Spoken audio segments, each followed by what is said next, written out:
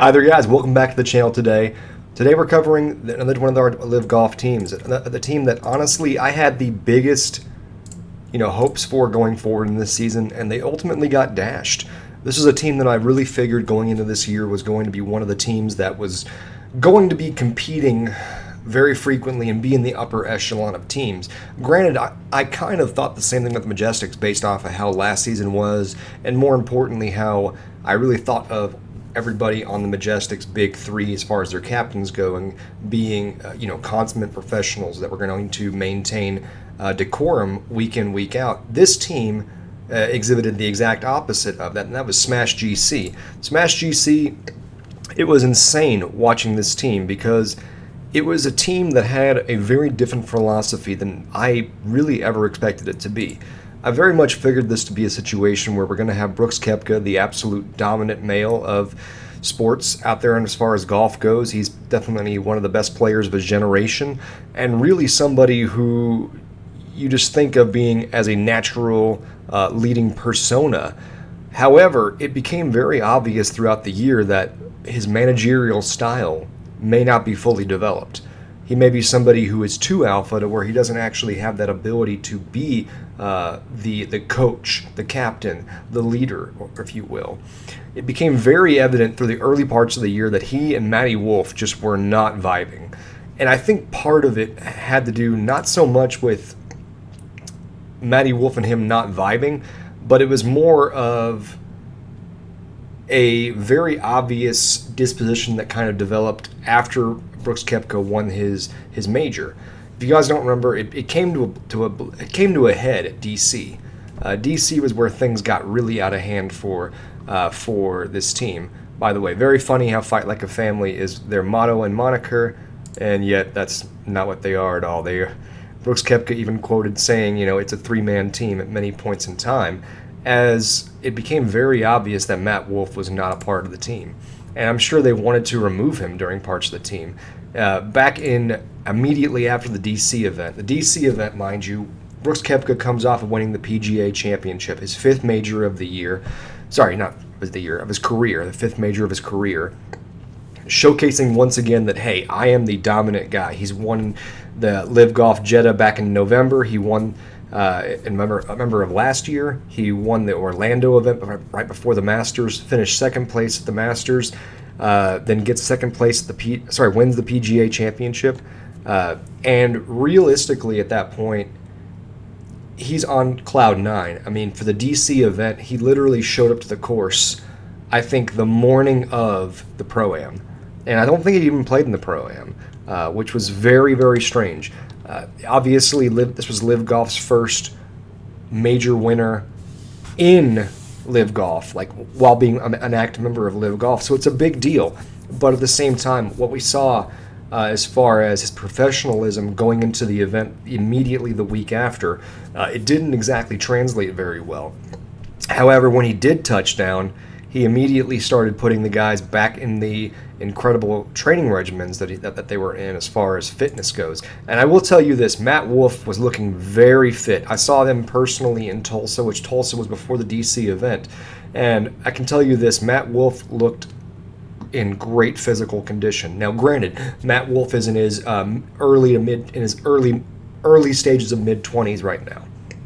And what that means is, as a male, your natural testosterone levels are on the rise until about the age 32, in which case they kind of peak and level off and then start declining around 34 or so. And that's really when you're at your height of your testosterone. So naturally, many of us men, we strive to have that man muscle, but we won't exactly have the man muscle on us until we're around about 28, 29, where we're starting to really come into our peak testosterone years. Matt Wolff is on the upscale of that, and so it's natural to see him looking more and more fit as far as fit professional male physique, muscled up, chiseled out, His glutes looked excellent. I know that's weird to just bring up a guy's butt, but I mean his glutes were looking solid at Tulsa, which, glutes are definitely important in golf because it's a great place for many players to derive their bomb hitting power. And Matt Wolff's one of the longest guys on LIV Golf. I think he's actually a longer driver than Brooks Koepka. However, it's just a shame that this guy could not get along with Brooks. This is really the story of the year with this team. And in all honesty, it came about as a weird kind of sentiment. And I think this needs to be looked at both for a situation where Matt Wolff is just not in a place to be a team player, but also we need to start asking some questions about Brooks Koepka's management style. Peter Uihlein was somebody who was Brooks Koepka's roommate back when they were on the Challenge Tour together. He was somebody who was of the same peer class and peer group and thought to be a best friend of Brooks Koepka. He was on Brooks Koepka's team, Smash GC, last season once the rosters got fully fleshed out.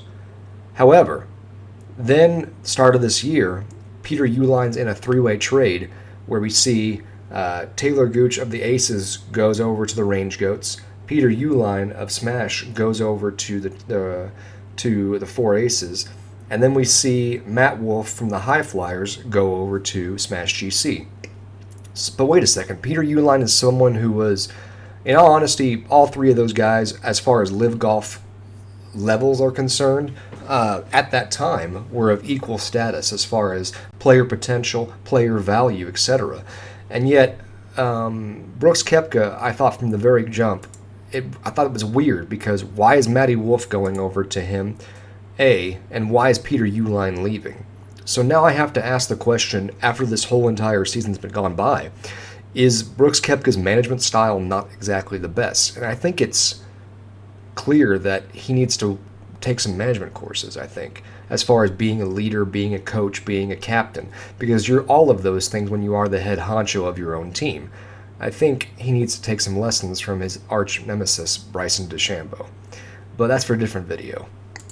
With Matty Wolff, the situation came to a head at DC, where the team itself was doing very well, going in the early spots. The very start of the season, it was very cool to see what was happening with Matt Wolff, especially. He was, very solid going into the overall portion of the season and had some pretty good placings.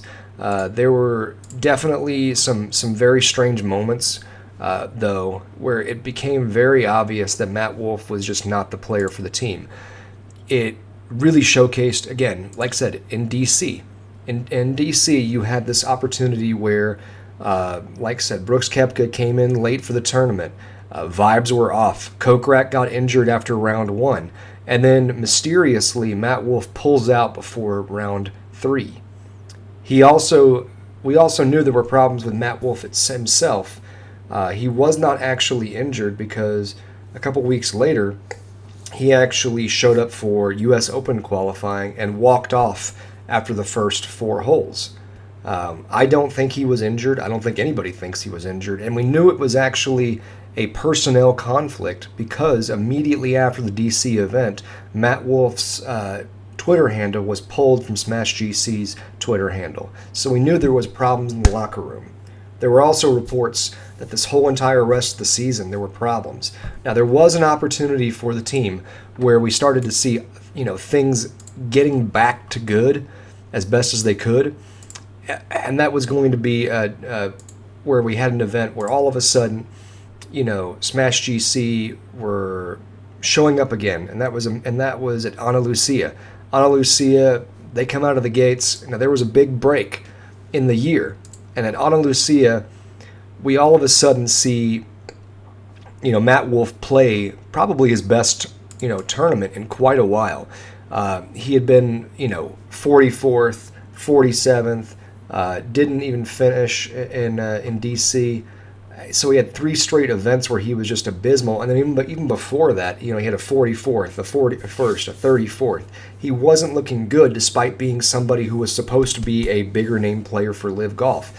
But then all of a sudden in Ana Lucia, he shows up and, plays slightly better and then helps the team for a little bit. But then Greenbrier, ends up with a 5th place. And all of a sudden, it's all smiles, and maybe this is going to work out. Obviously, Bryson DeChambeau stole the show at Ana Lucia with his 58 at Greenbrier with his 58 on Sunday. But we saw that maybe Matt Wolff wasn't complete dumpster fodder and wasn't completely checked out. However, it became obvious because the rest of the season was back to the same old grind of really just bottom tier feeding. And we don't know if that was more of a hack job or more of a FU to Brooks, or if it was just Matt Wolff still in his own head case situation. Remember, this is the same Matt Wolff that we saw last season breaking his putter and having to play an entire 9 holes with his sand wedge putting. Granted, he finished that 9 holes at 1 under par, but it was still a bad situation. Smash GC looked completely disheveled the whole entire season, where you have Chase Koepka, who very much throughout the entirety of the year looked like he wasn't a pro golfer. I say that. He very clearly was, but you know what I'm talking about. He was somebody who, prior to LIV Golf, was never ever on a major tour, and since coming to LIV Golf, has definitely used the opportunity of being Brooks's brother. Yes, he's pocketed probably somewhere around $5 to $6 million. Made a good moment, had a hole-in-one in Adelaide. It's been a good ride for him, but it's over. And, he really didn't provide much help to his team as far as actual scoring rounds, but neither did Matt Wolff, especially once he checked out. And, of course, it even came to a semis back at the tour finale in Miami where, Matt Wolff and co. just couldn't handle it, couldn't win. Brooks Koepka goes out and just dominates Phil Mickelson in the opening round again of the Miami quarterfinal, but then he has to sit there and watch as Jason Kokrak blows a 2-hole lead to lose his match, and then to Cameron Tringale, and then we have to watch as Payot and Brennan Steele find a way to beat Matt Wolff and Chase Koepka. It was a complete disaster, as Smash GC, who in all things were one of the better teams on paper this season. Brooks Koepka has officially won 4 times since coming to LIV Golf, one of those being a major, and yet he has a fractured and weak team. It's a continued problem for him and his team going forward. I don't know what the answer is. I can tell you this, that there has to be 2 things that happen for Smash GC to go from being a mid-level team to being a team that can podium week in, week out. And it starts with Brooks Koepka. Whatever it is, he has to change his managerial and leadership style next season. I don't know what it looks like. Granted, it will be a whole different locker room vibe without his brother in the locker room. For his sake, I hope that he picks up Andy Ogletree. I think that Andy Ogletree will be an invaluable person to any LIV Golf team that he ends up joining. He is the top player on the International Series events in Asia right now, and is primed to basically get a free ride into LIV Golf, especially considering we already know his talent since he finished a 6th place in the, I believe it was the DC event. 6th place at DC, where he was playing for the Majestics. Andy Ogletree will be an invaluable signing, but it also comes down to it that Brooks Koepka might need to go with a veteran presence, somebody who's older than him, who's not going to be as emotional whenever Brooks is trying to grind them into the locker room or the weight room, because Brooks has very obviously been talking about hard workouts, hard, strenuous, mantastic workouts, and it's proven to be valuable and working for him. His model for how he builds himself works for himself. However, it doesn't work for his teammates. And maybe it was partially this that made Chase Koepka not competitive, because he's too sore from workouts that he's not able to actually swing the golf club properly. And obviously he wasn't playing that bad, but he wasn't getting points. Jason Kokrak was a top 30 player before coming into LIV, and this is worldwide. Now he's, a mid-pack guy at best. He definitely has moments where he's on the leaderboard, but when he's on the leaderboard, he falls off quickly, and you don't trust him to stay up there. What happens next season? Does Brooks Koepka completely scrap the team and start over? Does he trade away everybody? Kokrak is in the top 24, so he is a lock to stay on LIV Golf for next season. But does Kokrak even stay with the team? Brooks Koepka has a lot of identity problems with his team. Not with himself, but with his team and his brand. If you notice, he's still locked into a Nike contract for apparel, so he's not even sporting his own team's gear. I have a Smash GC shirt, and I love it. By the way, it's also the tightest one there is around your arms. Out of all the actual LIV Golf apparel t-shirts, it's the one that'll make your biceps look biggest. Kind of like it was made for Brooks. But that's a different thing altogether. What I can tell you this going forward is that Brooks Koepka is a success. And he will continue being a success and will obviously willpower Smash GC to some podium finishes. However, isn't it sad, though, that a team as talented and strong and dynamic as Smash GC, led by one of the top players of their generation, is struggling to get podium appearances? They only had one podium appearance the whole entire season. They finished 8th in the standings going into the final event, and they really just didn't actually improve at all. There were just obvious issues in the roster. There were obvious issues in the locker room. There were obvious problems that going back and forth, and it needs to change. We need to see a whole lot of improvement from those teams that are at the bottom.